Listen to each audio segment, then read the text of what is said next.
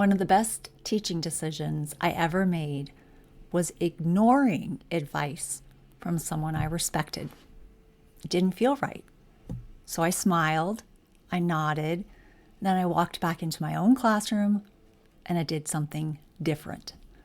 Welcome to One Tired Teacher. I'm Trina Debery, and today we're talking about teachers not following the rules.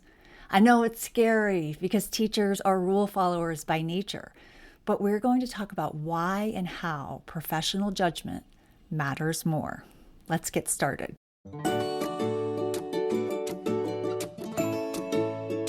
If you and I were sitting together face to face or side by side on the playground watching kids run and play, I would say children deserve thoughtful teachers, not perfect rule followers.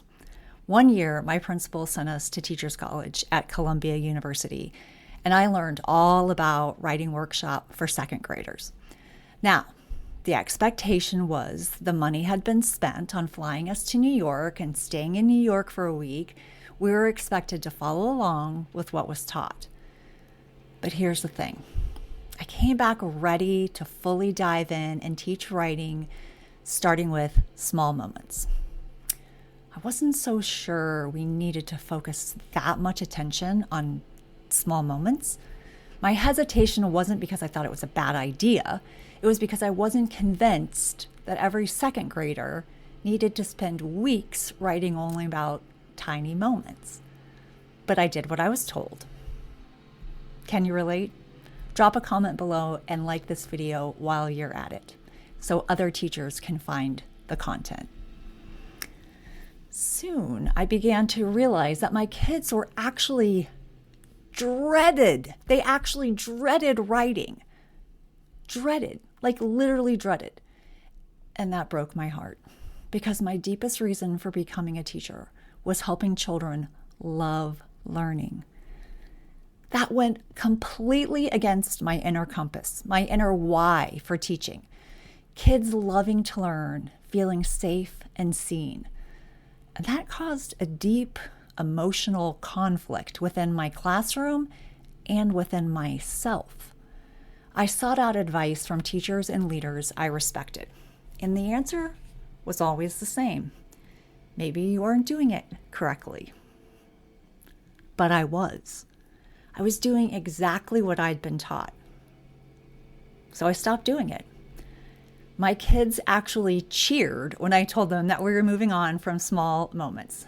They literally cheered. Can you relate to this? Have a teacher friend who needs to hear this? Share this video with a friend. Let's spread the word because what I have to say next matters a lot. Here's the thing. Fidelity isn't the goal. Children aren't identical. Professional judgment matters. Flexibility is expertise in action. Here's a path to better decisions. I call it the trust yourself framework. Learn, observe, reflect, adapt, repeat. Let's go a little bit deeper into it. The trust yourself framework. First, you learn.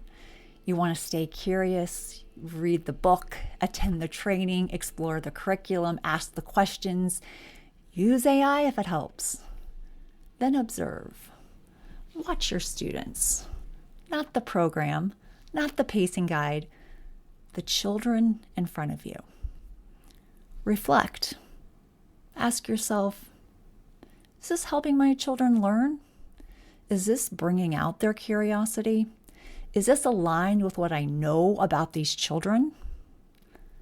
Then you're going to adapt.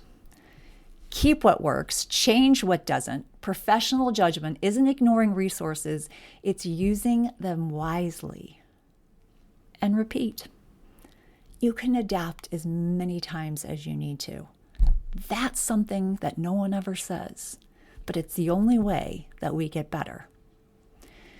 Teaching is never finished. Every class is different. Every year is different. Great teachers don't chase perfection. They continue learning. Teaching has never been about a checklist, although it feels like it. It's a series of thoughtful adjustments. We try, we notice, we change. That's not failure. That's teaching. Here's the takeaway I hope you hold on to. The goal isn't always following directions. The goal is helping children learn.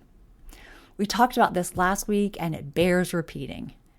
You're allowed to pivot. And sometimes, my friend, we have to. A resource that was created from years of iterations are my STEM curriculum units for second grade. I'm also writing first grades currently. For years, I was told to teach background knowledge first, the whole schema idea, all of that. But here's what I've learned. Kids come to us with ideas and thoughts and knowledge and curiosity right from the very beginning. Why not let them explore first? This gives you a more complete picture of what they already know, and then you can build on that. My STEM curriculum starts with an introduction to engineering and science following the 5E system. I have this unit for first grade and for second grade. You can grab it in my shop on TPT. But let me remind you, and if you're following along on YouTube, you're going to get a little bit of a sneak peek.